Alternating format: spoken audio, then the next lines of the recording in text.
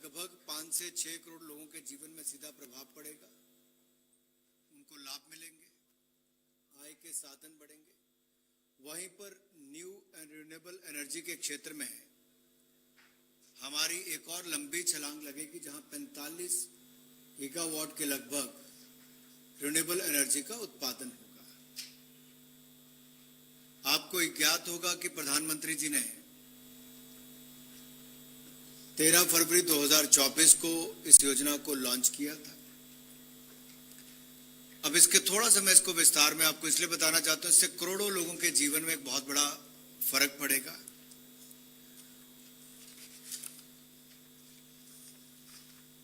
हर परिवार के लिए 2 किलोवाट तक के रूफटॉप सोलर प्लांट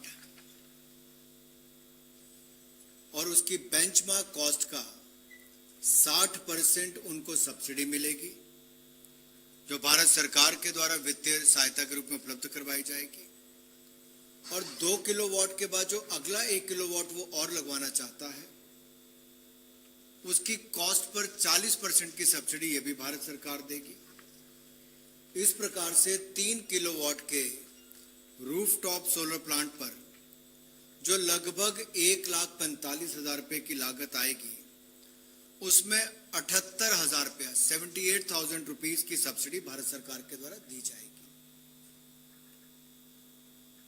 इससे अधिक क्षमता के सोलर प्लांट पर भी 3 किलोवाट की क्षमता के देय यानी कि सब्सिडी यानी कि लगभग 78,000 रुपया उन परिवारों को मिलेगी।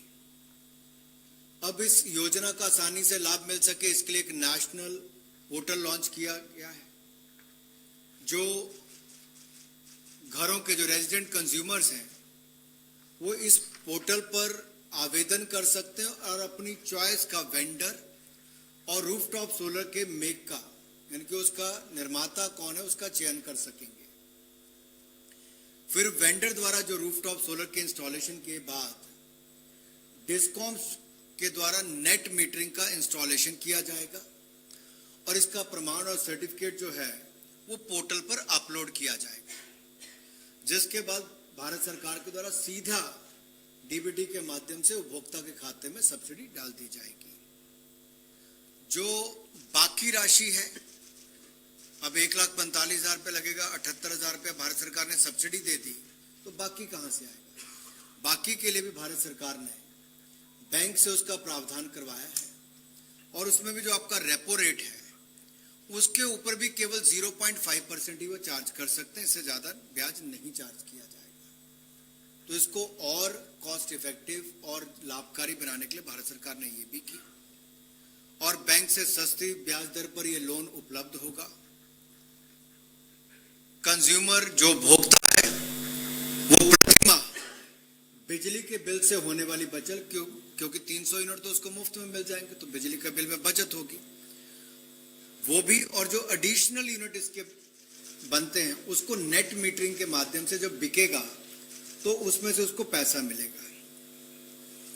अब जैसे कि प्रतिमाह लगभग अगर 1,875 रुपए का भुगतान वो करता था, तो उसमें से 610 रुपए की अब राशि लोन की ईएमआई के रूप में जा सकती है और 1,265 रुपया जो उसका अलग से बचेगा, जो बिल नहीं देना पड़ता, तो उसको नकद यानी कि एक तरह से साल भर में लगभग 15,000 रुपए की बचत एक एक परिवार को होगी। तो 1 करोड़ परिवारों को 15,000 रुपया सालाना बचत भी हुई और 300 यूनिट प्रतिमाह बिजली भी मुफ्त में मिलने का काम हुआ। अगर उसको भी 600 रुपए के हिसाब से गिने तो लगभग साल का 7200 रुपया वो भी बनता है।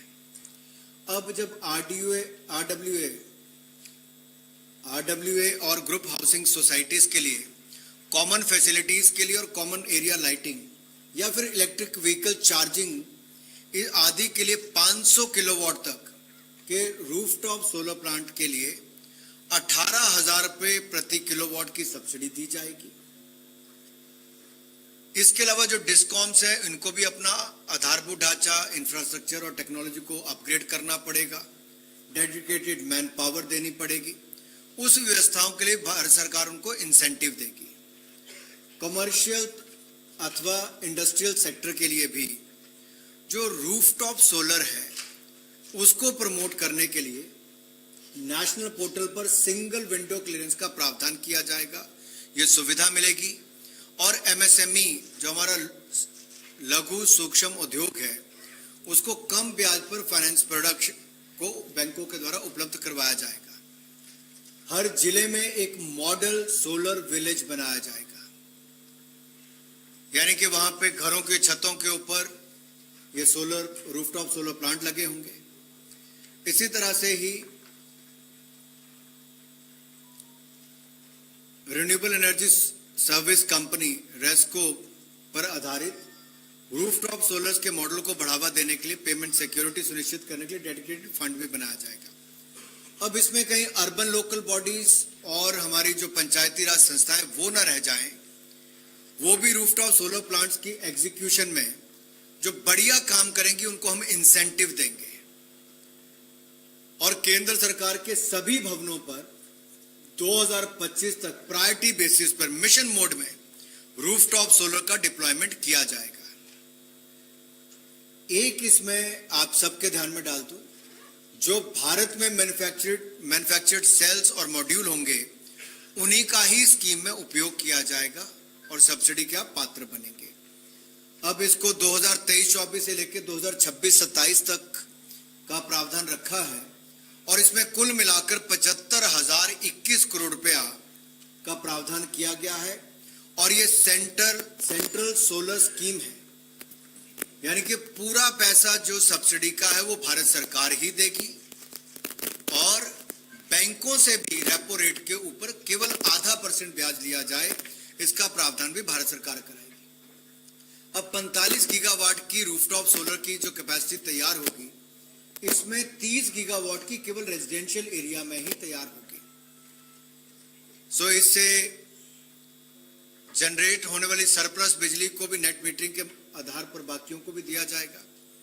इस स्कीम के क्रियान्वयन से देश में सोलर मैन्युफैक्चरिंग को, सप्लाई चेन को और इंस्टॉलेशन और ऑपरेशन मेंटेनेंस, इन सब में लगभग 17 लाख लोगों को सीधे तौर पर रोजगार के अवसर मिलेंगे। 17 लाख लोगों को सीधे रोजगार के अवसर, और इसमें देश में सोलर एनर्जी का इकोसिस्टम भी सुदृढ़ होगा। जो दूसरा विषय है वो कृषि से और खेती बाड़ी से जुड़ा हुआ है, और जब मैं कृषि की बात करता हूं तो खाद, यूरिया, इस सब का एक बहुत बड़ा महत्व है। अब पिछले कल ही जैसे माननीय प्रधानमंत्री जी ने हजारों नहीं करोड़ों किसानों को हजारों करोड़ रुपए की किश्त दी और ये लगातार लगभग 3 लाख करोड़ रुपया भारत सरकार ने पीएम किसान सम्मान निधि से आज तक मदद की है। लेकिन एक मदद जो लगातार भारत सरकार करती रही वो ये भी है कि दुनिया भर में खाद यूरिया के दाम कई गुना बढ़ गए, लेकिन मोदी जी ने कहा था किसान के ऊपर खाद और यूरिया के बढ़ते जो दाम दुनिया भर के हैं उसका हिंदुस्तान के किसानों पर बोझ नहीं पड़ने देंगे। और लाखों करोड़ की सब्सिडी हमने पिछले कुछ सालों में दी। आज का निर्णय भी न्यूट्रिएंट बेस्ड सब्सिडी एनबीएस, उसके रेट जो हमने फॉस्फेटिक और पोटेशिक जो पीएनके फर्टिलाइजर्स के लिए है वो खरीफ क्रॉप के लिए 1 अप्रैल 2024 से 30 सितंबर 2024 तक के लिए निर्धारित किए हैं। अंतर्राष्ट्रीय बाजारों में उर्वरकों की बड़ी दरों का प्रभाव किसानों पर ना पड़े, इसलिए निर्णय लिया गया है कि जिस दाम पर पिछले साल ये मिलते थे उतने ही दाम पर इस साल भी मिलेंगे, कोई बढ़ोतरी नहीं होगी, 1 रुपया भी दाम नहीं बढ़ाया गया है। आगामी खरीफ सीजन के लिए इसके लिए जहां नाइट्रोजन के लिए 47.2 रुपए प्रति किलो, फॉस्फोरस के लिए 28.72 रुपए प्रति किलो, पोटास के लिए 2.38 रुपए प्रति किलो, सल्फर के लिए 1.89 रुपए प्रति किलो सब्सिडी निर्धारित की गई है। इन दरों से जो डीएपी की बोरी है वो बैग 1350 रुपए का पिछले साल मिलता था, इस साल भी 1350 रुपए में ही मिलेगा। इसी प्रकार से एनपीके 1470 रुपए प्रति बैग और एमओपी 1677 रुपए प्रति बैग मिलता था, ये भी पुरानी दरों से ही मिलता रहेगा, कोई रेट इसमें नहीं बढ़ाया जाएगा। और जो सिंगल सुपर फॉस्फेट में एसएसपी जो कि देश में उत्पादित होता है इसको और बल मिले, डीएपी का विकल्प हो, इसके लिए जो ट्रांसपोर्टेशन सब्सिडी या फ्रेट सब्सिडी हम देते हैं वो जारी रखी जाएगी ताकि इसको भी और बल मिले। देश में दलहन तिलहन का उत्पादन बढ़ाने के लिए और डीएपी का आयात कम करने के लिए जो magnesium, sulphur, secondary nutrient, zinc एवं बोरॉन माइक्रो न्यूट्रिएंट से फोर्टिफाइड एनपीके है, वह एसएसपी है या यूरिया एसएसपी के 3 न्यू ग्रेड्स को इसमें शामिल किया गया है। पहले 25 ग्रेड थे, अब इसमें 23 प्रकार के पीएंड के जो उर्वरक है उनके लिए अनुमानित सब्सिडी निर्धारित की गई है। तो मैं यही कहूंगा, कुल मिला के इन 9 महीनों के लिए, इन 6 महीनों के लिए जो सरकार के द्वारा खरीफ सीजन में एनबीएस बेस्ड जो न्यूट्रिएंट्स है, ये पीएंडके के ऊपर 24,420 करोड़ रुपए की सब्सिडी देने का निर्णय लिया गया है, यानी कि सीधे तौर पर किसानों को हजारों करोड़ रुपए का लाभ देना। तीसरा जो निर्णय है वो हमारे पर्यावरण, वन एवं जलवायु परिवर्तन मंत्रालय से है। इंटरनेशनल बिग कैट्स अलायंस की स्थापना का निर्णय किया गया है। अगर मुझे मोदी जी को कहना हो तो मैं तो ये भी कह सकता हूं, या आप सब लोग भी कहते ही होंगे, Modi is a man of alliances, चाहे वो इंटरनेशनल सोलर अलायंस हो, ग्लोबल बायोफ्यूल अलायंस हो या फिर इंटरनेशनल बिग कैट अलायंस हो, एक के बाद दूसरे अलायंस, या ये भी अपने आप में क्रांतिकारी कदम या बड़े निर्णय उस दिशा में उठाए गए। लेकिन जो एक क्षेत्र था सदा इस रोजमर्रा की जिंदगी से अछूता रह जाता था, वो था कहीं ना कहीं बिग कैट अलायंस का या फिर हमारे टाइगर कंजर्वेशन का। इसमें कुछ बड़ी निर्णय हुए हैं। भारत सरकार के टाइगर कंजर्वेशन के प्रयासों की सफलता के फलस्वरूप जहां टाइगरों की संख्या में बढ़ोतरी हुई और भारत में टाइगरों की संख्या दुगनी से ज्यादा हो गई है, ये 4 वर्ष पूर्व ही हमने इसको पूरा कर लिया, और टाइगर संरक्षण के क्षेत्र में भारत के अनुभव और लीडरशिप का उपयोग विश्व भर में 7 big cats, tiger, lion, leopard, snow leopard, puma, jaguar और चीता के संरक्षण को बढ़ावा देने के लिए किया जाता है। ये आईबीसीए का जो निर्णय लिया गया है बिग कैट अलायंस का, इसका मुख्यालय भी भारत में ही होगा, जैसे इंटरनेशनल सोलर अलायंस का मुख्यालय यहाँ पर है। इस अलायंस में वैसे देश सदस्य होंगे जहां ये 7 बिग कैट्स पाए जाते हैं और या फिर पूर्व में ये प्रजातियां पाई जाती थी। इसके अतिरिक्त वन्य जीवन संरक्षण के क्षेत्र में कार्य करने वाली साइंटिफिक संस्थाएं और कॉरपोरेशन को भी इस अलायंस के सदस्य के रूप में रखा जाएगा। और इस इनिशिएटिव को सपोर्ट करने के लिए जो प्रधानमंत्री मोदी जी के दिल के बहुत करीब है, हम लोग 2023-24 से 2027-28 तक 5 वर्षों के लिए 150 करोड़ रुपए की सहायता इसके लिए देंगे। सो आईबीसीए की, इंटरनेशनल बिग कैट अलायंस की स्थापना से सभी देश जो सदस्यता देश हैं उनमें 7 बिग कैट्स के हैबिटेट तथा प्रे के संरक्षण से जुड़े इनोवेशन, R&D, कैपेसिटी बिल्डिंग का कार्य किया जा सकेगा। अभी कुछ दिन पहले आपने प्रधानमंत्री मोदी जी का मन की बात कार्यक्रम सुना होगा, उसमें भी उन्होंने देखा कि भारत में टेक्नोलॉजी का उपयोग करके कैसे इनके संख्या को बढ़ाने में बल मिला, इनके ऊपर नजर भी रखी गई, इनको बचाया भी गया, और जो इनको संकट जिन लोगों से खड़ा होता था उनके खिलाफ भी कड़ी कार्रवाई कैसे की गई। और चीता जो यहाँ लुप्त हो गया था उसको भी जितने लाए थे 20, अब उसके शावक मिलाकर 21 हो गए हैं।